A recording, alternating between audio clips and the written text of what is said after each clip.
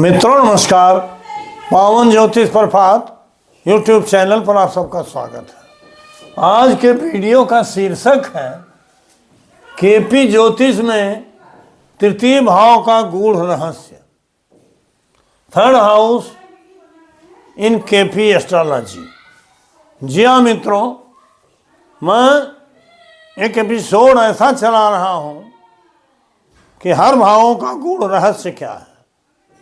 प्रायः प्रत्येक भाव पर, कई भावों पर वीडियो दे चुका हूँ, लेकिन आज के वीडियो का शीर्षक है कुंडली का तृतीय भाव और उसके गूढ़ रहस्य।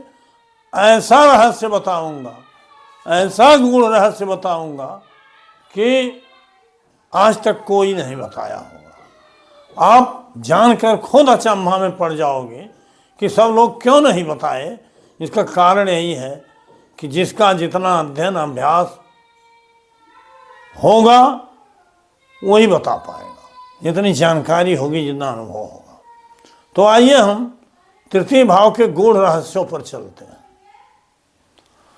आप साधारणतया जानते हो कि कुंडली का तीसरा भाव भाई बहन का होता है, पुरुषार्थ का होता है, पराक्रम का होता है, और चुटपुट कुछ चीज़ें जानते हो। लेकिन पूरा विस्तार से बताने का प्रयास करूंगा। यद्यपि एक ही वीडियो में संभव नहीं है, लेकिन इतना जरूर बता दूंगा कि आप तृतीय भाव के गूढ़ रहस्यों को जान करके उससे संबंधित प्रेडिक्शन कर सकते हो, भविष्यवाणी कर सकते हो। मित्रों, अगर वास्तव में आप तृतीय भाव को जानना चाहते हैं तो वीडियो को पूरा देखिएगा, क्योंकि अधूरा देखने से आपकी जानकारी अधूरी रह जाएगी और मेरा प्रयास सार्थक नहीं हो। साथ ही अगर मेरे चैनल को अब तक सब्सक्राइब नहीं किए हैं तो सब्सक्राइब करिए, हाइप का बटन है हाइप करिए, वीडियो पसंद आवे तो लाइक करिए, अंत में एक प्यारा कमेंट जरूर दीजिए। उससे मुझे आपका सपोर्ट भी मिलता है, मेरा उत्साहवर्धन भी होता है, और प्रायः मैं हर कमेंट का जवाब देता हूं। तो आइए बढ़ते हैं टॉपिक की तरफ। आइए देखते हैं, हमने काम भर के नोटिंग भी यहाँ कर लिया है। अगर आप लोगों को ब्लैक बोर्ड पर कुछ लिखा हुआ वीडियो में स्पष्ट दिखाई देगा तो पढ़िएगा भी, लेकिन मेरी बात में, मेरे व्याख्या में इतना दम है कि आप एक वीडियो को 2 बार 3 बार देखोगे तो निश्चित रूप से सब समझ में आ जाएगा। देखिए, हम स्टेप वाइज करते हैं। तृतीय भाव, ये लग्न नामनिक कष्ट चार्ट है जो बनाया देता हूँ, एक कुंडली का तृतीय भाव है। तृतीय भाव से भाई बहन, पराक्रम, साहस, कंठ, स्वर, कान और आभूषण, धीरज, फल भक्षण, बल, ये चीजें आप प्रायः सुन चुके होगे, जानते होगे। इतनी चीजें देखी जाती है, और इन्हीं चीजों से भाई बहन, पुरुषार्थ, पराक्रम, साहस, कंठ, स्वर, कान, आभूषण, इससे किए जाने वाले हर कार्य, हाथ, ये भी तृतीय भाव से दे, बल, पुरुषार्थ, पराक्रम, इससे संबंधित सभी विषय तृतीय भाव से देखे जाते हैं। इसके अलावा भी जो विषय देखे जाते हैं जो आपके लिए जरूरी है, उसको भी हमने यहाँ दिया है। प्राप्त समाचार तथा अफवाह की सच्चाई। पहली चीज तो कोई समाचार मिला, वो सही है कि अफवाह है, सच्चा है, झूठा है, ये भी इसी भाव से देखा जाता है। लेखन, छपाई, लेखन का काम, छपाई का काम, जैसे प्रकाशन, वहन, श्रवण से संबंधित कार्य, मान माने ढो करके कोई चीज लाया गया उठा करके हाथ से, या कान से संबंधित कोई चीज, कार्य, खत, तार, टेलीफोन, खत, तार, telephone, electronic media, print media, आज जो सोशल मीडिया, सबका संबंध तृतीय भाव से है।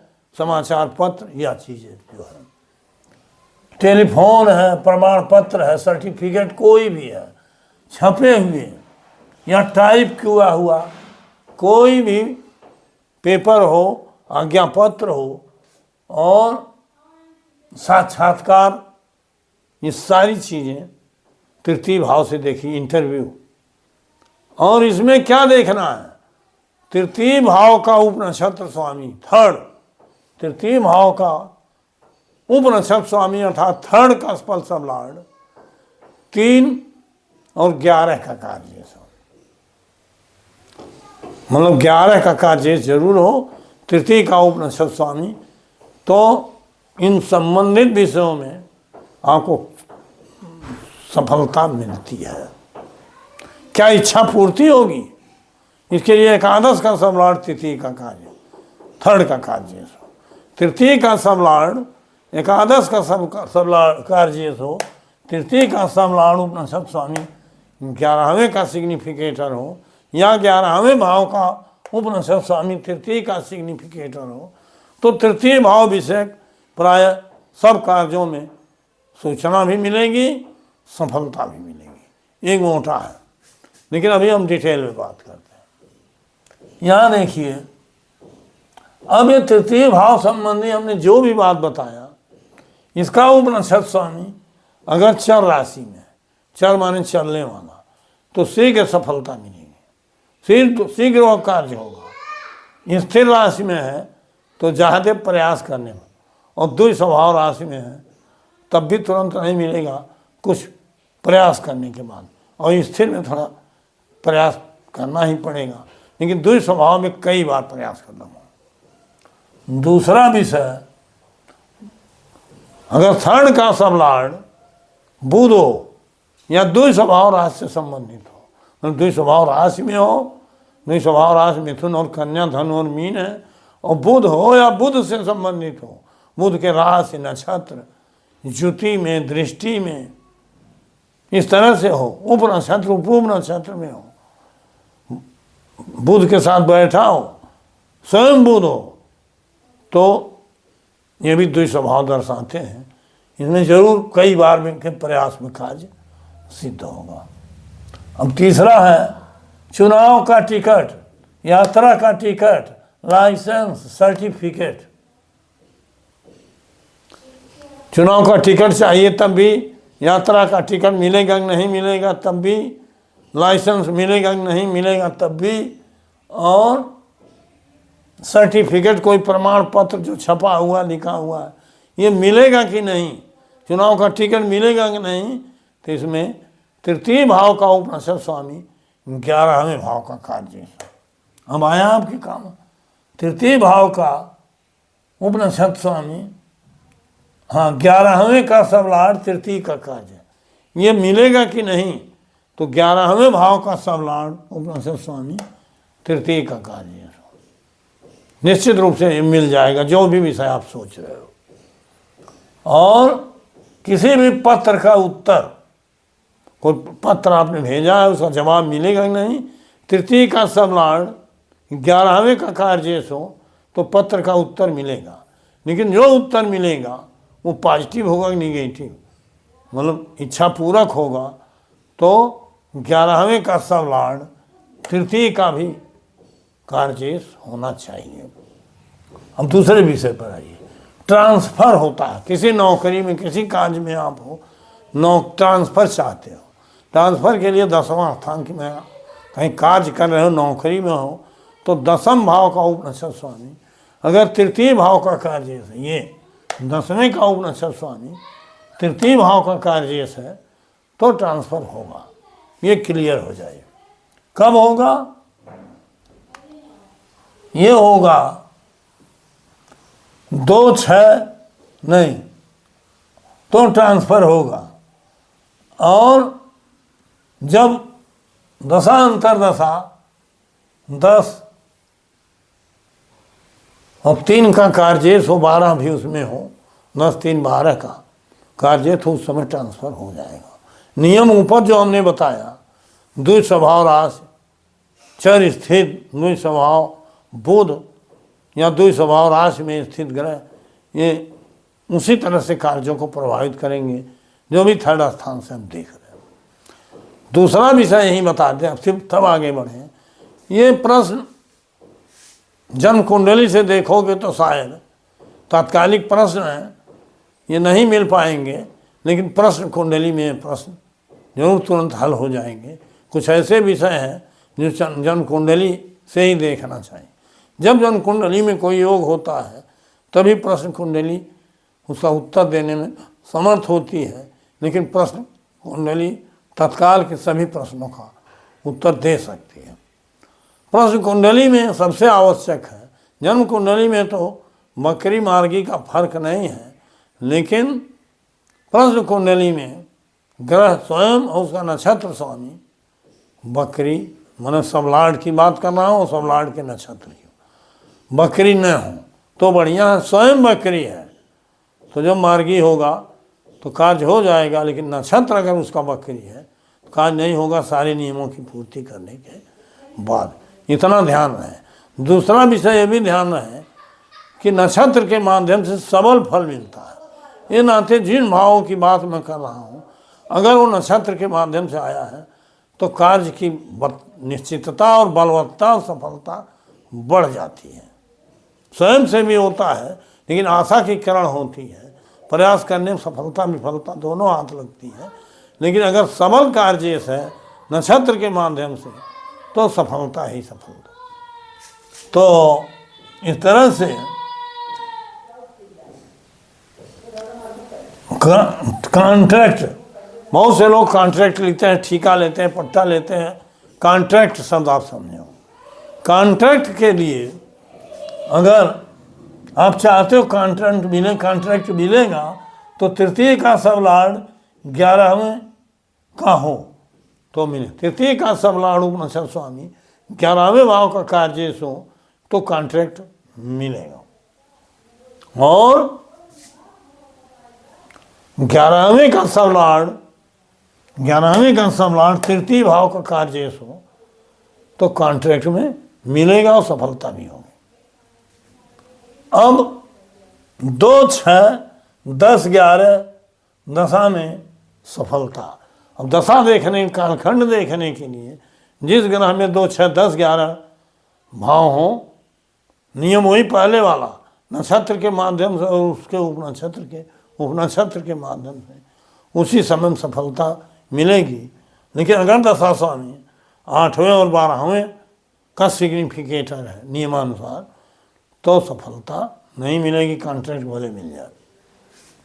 अब दूसरा विषय है, चौथा स्थान आपको भूमि भवन वाहन फर्नीचर का होता है, ये बिकेगा कि नहीं। तीसरा स्थान उसका व्यय स्थान है।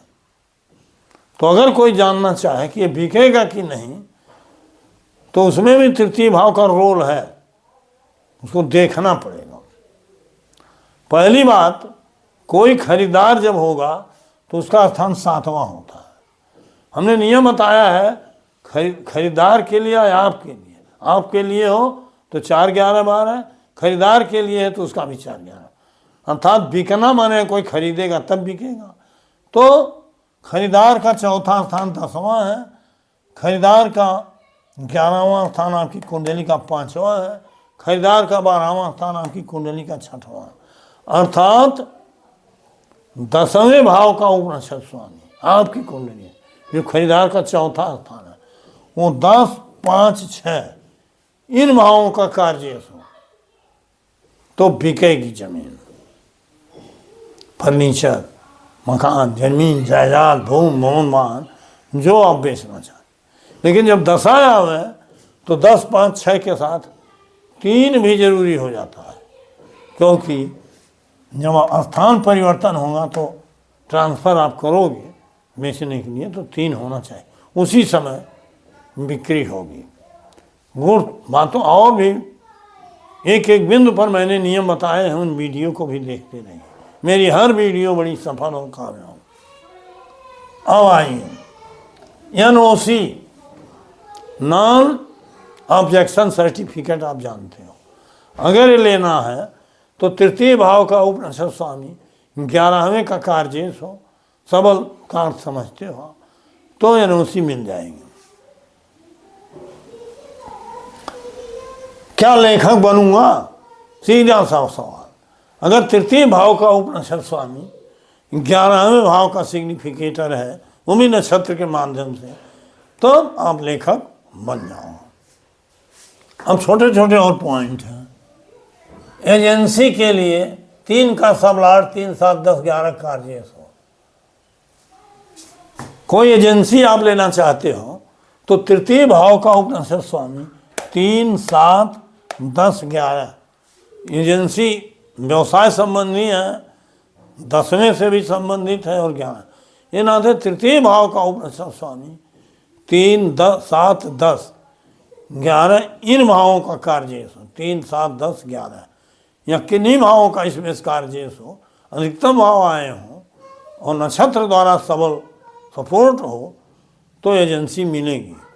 लेकिन 11वें भाव का उपनिषद स्वामी, यही 11वें भाव का उपनिषद तृतीय का भी कार्य हो, तब इस एजेंसी में सफलता मिलेगी। मिल जाना अलग चीज़ है, उसमें सफल होना अलग चीज़। अब दूसरा विषय, एजेंसी मिलने के बाद 2 तृतीय भाव का उपनिषद स्वामी 3, 10, 11 का कार्य हो, 11 भाव का उपनिषद स्वामी तृतीय एजेंसी मिलेगी, सफलता मिलेगी। कब? उसके लिए दशा होनी चाहिए 2, 3, 6, 10, 11 2, 3, 6, 10, 11 इस दशा में सफलता मिलेगी। भाग्य में लेके आए हो तो कसफल सरलाट बताते हैं, लेकिन कब सफलता मिलेगी ये प्लेनेटरी सिग्निफिकेटर्स बताते हैं। दशा, अंतर दशा और प्रत्यंतर की बात सब हमने नियम बताया, आप जानते हो। अब दूसरा विषय है कि लॉटरी का बड़ा इनाम। लॉटरी का बड़ा इनाम देखिए, बहुत से इनामों की बात मैंने किया है, 8वें भाव से बताया है। ताश का जुआ और रेस सट्टा वगैरह ये 5वें से बताया है।